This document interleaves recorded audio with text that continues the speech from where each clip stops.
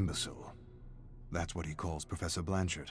The imbecile is choosing 2 students to lead a research assignment in an abandoned farmhouse. Carter knows he's going to be selected. He's the best in the neuroscience program, the best at the Leary. The Leary. It could only be the Leary. The Leary or the Allen. 2 institutions with a history of working with the government to push the limits of psychology beyond the code. Not beyond the code, despite the code. The papers coming out of the Allen amazed him, captured him, inspired him. Had he been Canadian, it would have been the Allen, or what many called Ravenscrag. The experiments they conducted were brilliant, cutting edge, mind-shattering. He wishes he were a student in the 50s studying under Lord Crag, the nickname patients gave the genius at Ravenscrag.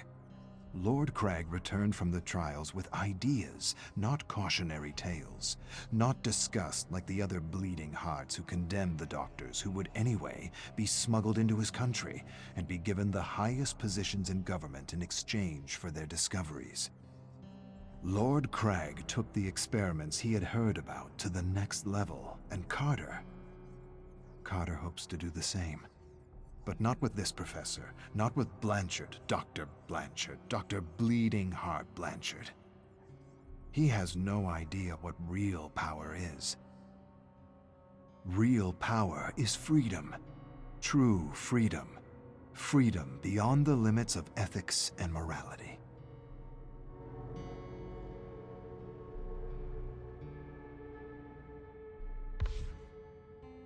Carter's leading the research assignment with another peer. The challenge?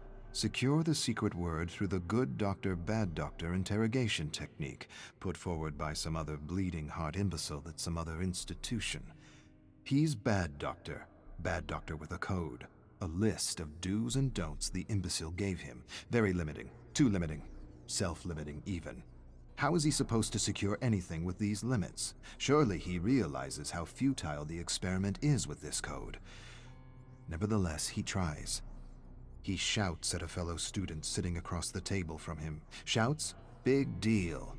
Tell me or I'll..." Shout again. The student doesn't take him seriously. He's play-acting fear. It's all make-believe for him. I should smash his skull and yank the secret word out of his substandard mediocre brain.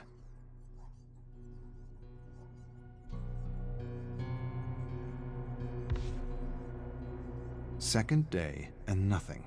Carter's frustrated, really frustrated. At least they're tied up, all 7 of them, but it's still not enough. They need to take the interrogation to the next level, deprive them of food and water. They'll talk. When their cells begin to self-cannibalize, they'll talk. Better yet, he wants to deprive them of sleep. Sleep deprivation. Removes masks, lowers guards, makes prisoners talk for the promise of a few minutes of sleep. The 7 prisoners stare at him. They know they're safe. He can see it in their eyes. Limits. No one got anywhere respecting limits. He despises his colleague, Good Doctor. He'd have the secret by now had he been working alone and without a code.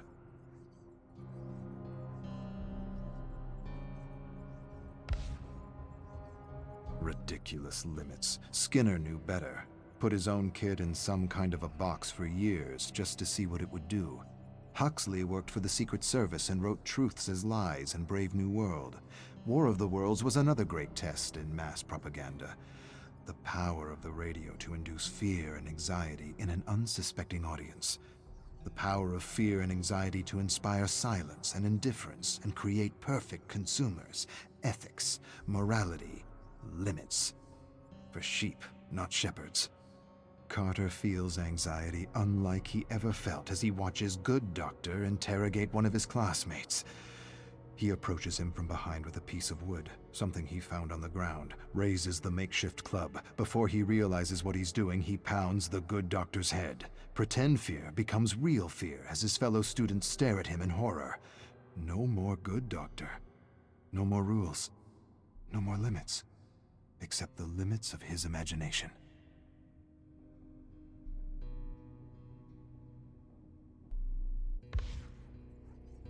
Carter ties a student to a chair. Warm blood drips everywhere. He twists pieces of flesh off his face. The sheep look away, but never up. With terrible moans and squirms, he gets a secret word from each and every one of them. New, Reich, Horizons, Fourth, Bird, Kill.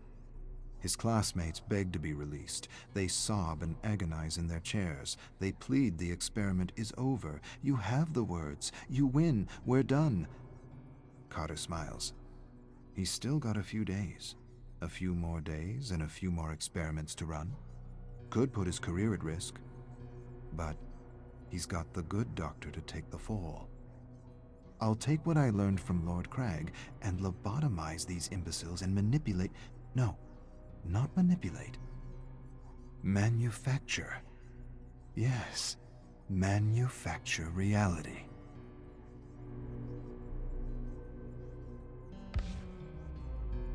Music blares.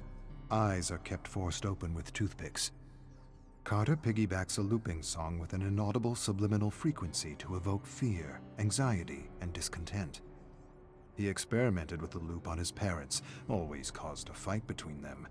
He doesn't remember where he got the loop.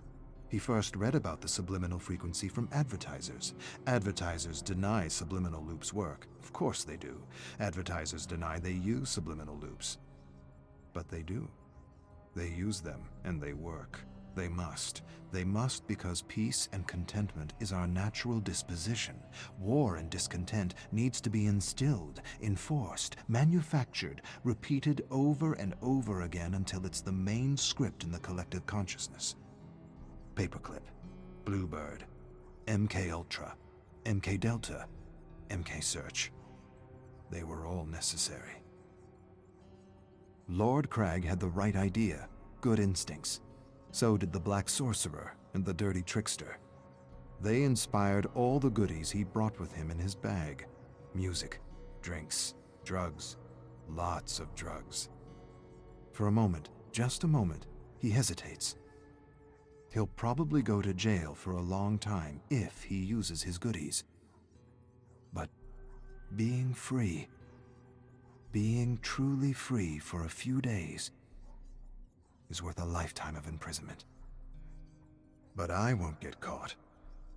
Good doctor will.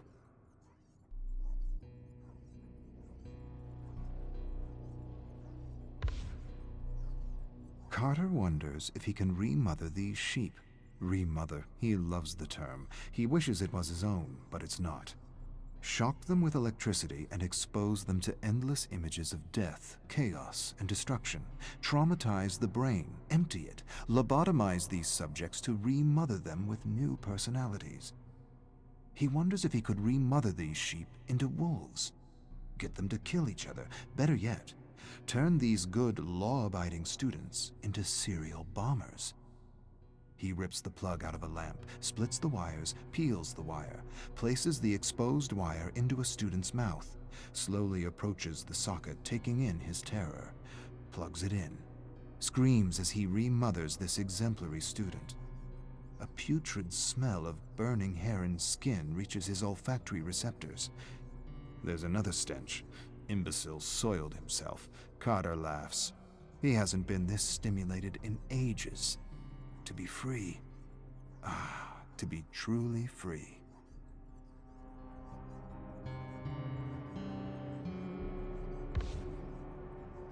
Carter hasn't had this much fun since he first tried to transplant a mouse brain into a rabbit. A week isn't enough. He wishes he had more time. He needs more time. There are new avenues within the mind to explore. Too many avenues, not enough time. He wishes he had the tools to operate on their brains. There are knives in the kitchen. Could work. Not surgical precision, but good enough. He's read about a gland in the brain that looks like an eye, a gland that supposedly secretes DMT, a kind of mystical drug. He wonders if he can extract it from a living subject. He wonders what a good dosage of human DMT does to a test subject.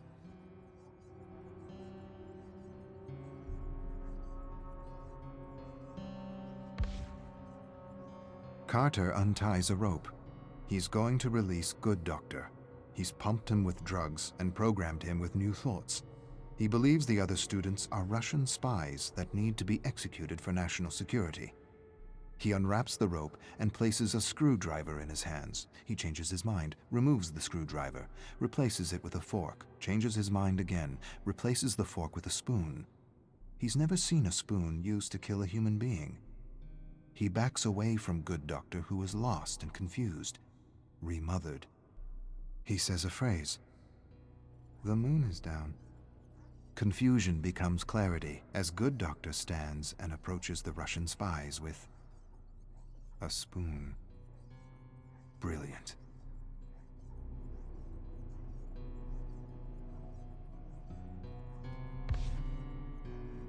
Bleeding Heart Blanchard returns to the farmhouse with a group of men Carter's never seen before. They look like government men. He suppresses a smile and tells them Good Doctor got out of hand, took things a degree too far. He barely got out alive. Blanchard tells him to shut up. His tone is different. He doesn't sound like an imbecile. We taped the whole thing. Carter exchanges a look with the men in black suits. He doesn't understand. The imbecile enters and does the unexpected. He stares at the barely breathing student unperturbed. No fear, no panic, no emotion, nothing. He grins and mumbles something to himself in German. He turns to Carter with a smile. His smile turns to a grin when the men in black suits handcuff and arrest him. Blanchard whispers, "Looks like you had your chance to make merry hell and took it. The cuffs are just for appearances." I don't understand." "Yes, you do. You understand much more than the others. Welcome to MK Awakening."